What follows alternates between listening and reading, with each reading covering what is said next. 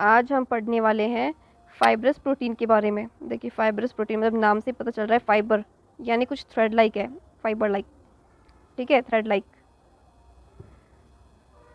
जितने भी fibrous protein होते हैं वो थ्रेड लाइक अपीयरेंस जैसे दिखेंगे अपने को, ठीक है। इसके जो मोस्ट इंपॉर्टेंट एग्जांपल हैं वो हैं केराटिन, कोलेजन और इलास्टिन। इनके बारे में हम डिटेल में पढ़ने वाले हैं। ओवरऑल जो फाइब्रस प्रोटीन है उसका रोल क्या है, ओवरऑल ये जितने भी हैं इनका ओवरऑल रोल क्या है कि ये पर्टिकुलर सेल्स एंड टिश्यूज़ को स्ट्रक्चरल सपोर्ट देगी, ठीक है, बेस देगी, स्ट्रेंथ देगी, इलास्टिसिटी देगी, ठीक है। तो सबसे पहले अपन शुरू करते हैं इलास्टिन के बारे में। इलास्टिन फर्स्ट टाइप, ये फाइब्रस प्रोटीन है, ओके। अपने ह्यूमंस में एक जीन है ELN जीन, मतलब कि ये DNA है, इस पे एक जीन है ELN। ये किसको कोड करेगा, इलास्टिन को, ये कहना चाह रहा है लाइक। लेकिन इतना इजी नहीं है इलास्टिन बनना, काफ़ी बायोसिंथेसिस की प्रोसेस आएगी। इतना इजी नहीं है कि ELN से कोड हो गया इलास्टिन, काफ़ी लंबी स्टेप है इसके इसके बीच में, ठीक है। इलास्टिन क्या है, इलास्टिन में क्या है, it has hydrophobic amino acids. Hydrophobic मतलब वाटर से हेट करने वाले, हाइड्रोफोबिक अमीनो एसिड्स मिलेंगे, ठीक है। कौन कौन से होंगे वो, ग्लाइसिन, एलानिन, वेलिन और माय फेवरेट प्रोलिन, ठीक है। ये मोस्ट इंपॉर्टेंट अमीनो एसिड है पूरे बायोकेम में, पूरी बायोकेमिस्ट्री में प्रोलिन मोस्ट इंपॉर्टेंट है, ठीक है। तो ये थे हाइड्रोफोबिक अमीनो एसिड के एग्जांपल। ये किस में मिलेंगे आपको, इलास्टिन में मिलेंगे, काफ़ी अच्छी खासी अमाउंट में, हाईली अबंडेंट फॉर्म में, ओके। दूसरी खास बात क्या है इलास्टिन की, ये एक ECM है, ECM, एक्स्ट्रा सेलुलर मैट्रिक्स, ठीक है। क्या है elastin, ECM, extra cellular matrix protein, ठीक है। फंक्शन क्या है इलास्टिन का, ये क्या देता है अपने नाम के अकॉर्डिंग, इलास्टिसिटी, किसको, टिश्यू को। कौन कौन से टिश्यू को, like lungs, tendons, ligaments, skin and arteries. मतलब ये कुछ एग्जांपल्स हैं जहाँ पे आपको इलास्टिन मिलेगा, ओके। आइए इसकी बायोसिंथेसिस को पढ़ लेते हैं, आइए इसकी बायोसिंथेसिस को पढ़ते हैं। जैसे मैंने लिया था कि ELN जीन होता है जो एनकोड करता है इलास्टिन को, मतलब जीन ऑब्वियसली किसी DNA पे ही होगा, यहाँ पे है ELN है, मान लीजिए ये जीन है, इसकी ट्रांसलेशन होगी और ये इलास्टिन देगा। बट इसकी प्रोसेस क्या है वो देखिए। सबसे पहले ट्रांसलेशन होगा, ट्रांसलेशन होकर क्या बनाएगा, प्रो इलास्टिन, मतलब इलास्टिन ही बनाया, अभी बनाया स्टार्टिंग फेज प्रो इलास्टिन, ठीक है। फिर होगा प्रोलाइल हाइड्रोक्सिलेशन। मैंने क्या बताया था कि जो इलास्टिन होते हैं उसमें हाइड्रोफोबिक अमाइनो एसिड्स पाए जाते हैं, और मैंने एग्जांपल्स भी दिए थे उनके कि भाई प्रोलिन्स होता है, वेलिन होता है, एलानिन होता है। तो इलास्टिन के जो प्रोलिन होता है ना उस पर हो जाता है हाइड्रोक्सिलेशन। ये इतना कार्यक्रम हो गया एक ऑर्गेनल में। अब ये फॉर्म बाहर आ जाती है, प्रोलाइल हाइड्रोक्सिलेशन की फॉर्म आ जाती है इस पर्टिकुलर ऑर्गेनल से बाहर, कहाँ आ जाती है, साइटोसोल में। साइटोसोल में भी कुछ मॉडिफिकेशंस होते हैं, जैसे कुछ क्लीवेज होते हैं इसके टर्मिनल्स पे, भाई क्लीवेज हो जाएगा, कहीं ना कहीं क्लीवेज होगा एन टर्मिनल और C टर्मिनल पे। फिर क्या होगा, ये फॉर्म बन जाएगी आगे जाके ट्रोपोइलास्टिन, ट्रोपोइलास्टिन फिर जाके अटैच किससे होगा, माइक्रोफाइबर से। देखिए कितनी लंबी चौड़ी प्रोसेस है, ठीक है। अब ये जो कंपोजिशन है वो क्या कहलाती है, डेस्मो C, और ये आगे जाके बनाएगी इलास्टिन। तो अब जाके फाइनली बन गया हमारा इलास्टिन। तो ये था कुछ इलास्टिन के बारे में, इसके बायोसिंथेसिस के बारे में और कुछ ब्रीफ इंट्रोडक्शन। अब नेक्स्ट इलास्टिन के बाद आता है अपना कोलेजन। अब आता है अपना कोलेजन, मोस्ट अबंडेंट प्रोटीन है ये मैमल्स में। देखिए मोस्ट अबंडेंट, अपने में सबसे ज़्यादा यही पाया जाएगा, ठीक है। जितने भी अपने कनेक्टिव टिश्यूज़ होंगे ना सब जगह मिलेंगे ये, ठीक है। ये ECM है, extra cellular matrix, connective tissue में मिलते ही, अपने जितने भी कनेक्टिव टिश्यू हैं जितने भी, वहाँ कोलेजन ही मिलेगा। मोस्ट अबंडेंट ये पॉइंट हो गया है। Structural unit of collagen is tropocollagen, मतलब कोलेजन की जो स्ट्रक्चरल यूनिट है ट्रोपो कोलेजन है।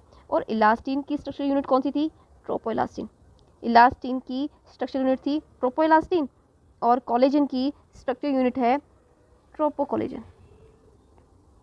सिर्फ ट्रोपो लगाना है नाम के शुरू में। अब ट्रोपो collagen made up of 3 polypeptides strands. 3 polypeptides की स्ट्रैंड्स होते हैं। और वो क्या बताया था मैंने, उनके पास हाइड्रोफोबिक क्या होते हैं? Amino acids. ओके, और ये क्या है ट्रोपो कोलेजन, इसके पास क्या है? ये 3 पॉलीपेप्टाइड्स की होती है। और इसकी पॉलीपेप्टाइड पे एक खास बात देखी गई है कि ग्लाइसिन, प्रोलिन एंड कोई भी अमीनो एसिड की रिपीटेटिंग यूनिट्स होती हैं। मतलब कि ग्लाइसिन, प्रोलिन और कोई भी अमीनो एसिड की रिपीटेटिंग यूनिट होती है। बार बार ये मिलेंगे इसके ट्रिपल हेलिकल स्ट्रक्चर पे, बार बार में ये मिलेंगे जीपी और कोई भी अमीनो एसिड्स। वाई का मतलब है या तो हाइड्रोक्सी प्रोलिन मिलेगा या फिर हाइड्रोक्सी लाइसिन मिलेगा। ये देखिए प्रोलिन का सिंबल पी से है और लाइसिन को के से इंडिकेट करते हैं। ये बायोकेम में पढ़ेंगे कि सबके एक स्ट्रक्चर को आपने नेमिंग दी है, अमीनो एसिड्स को नेमिंग दी है और उनकी शॉर्ट फॉर्म भी दी है, प्रोलिन को पी से, लाइसिन को के से। ठीक है, इसके अलावा जो विटामिन सी है वो भी कंट्रीब्यूट करता है कोलेजन के बायोसिंथेसिस में। आइए बायोसिंथेसिस पढ़ लेते हैं कोलेजन का कि कैसे बनता है। शुरुआत आइए कहाँ से करते हैं? ट्रांसलेशन होगा कहाँ पे? आर में। आर में ट्रांसलेशन करवा देते हैं। ठीक है, किसका? प्री प्रो कोलेजन का। यहाँ पे इसका सिंथेसिस हो रहा है, ट्रांसलेशन हो रहा है। और यहीं पे क्या होगा? प्रोलिन और लाइसिन का हाइड्रोक्सिलेशन। यहीं प्रोलिन का हाइड्रोक्सिलेशन और लाइसिन का भी हाइड्रोक्सिलेशन हो जाएगा। अब ठीक है, अब ये क्या बना लिया? पहले तो ये प्री प्रो कोलेजन था, अब इसने बना लिया प्रो कोलेजन। अब ये कहाँ गया? साइटोसोल में।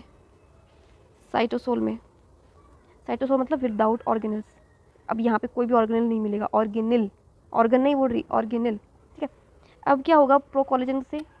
प्रो कोलेजन पे कौन कौन से मॉडिफिकेशन होंगे? एक तो होगा ग्लाइकोसाइलेशन, ग्लाइकोसाइलेशन होगा इसका, तब जाके फिर ये ट्रिपल हेलिकल फॉर्म में आएंगे। ठीक है, सेम लास्टिन की तरह इसमें भी रिमूवल होंगे, इसका एन टर्मिनल और सी टर्मिनल का कुछ क्रॉस लिंकिंग होगी एंड तब जाके फाइनलाइज होगा ये कोलेजन में। तो ये था कोलेजन के बारे में। अब लास्ट है अपना केराटिन। केराटिन के बारे में पढ़ते हैं। केराटिन ये किस में मिलेगा? केराटिनोसाइट्स में। और केराटिनोसाइट्स किस में मिलते हैं? जितने भी रेप्टाइल्स होते हैं ना उसमें मिलेंगे अपन को ये मैक्सिमम।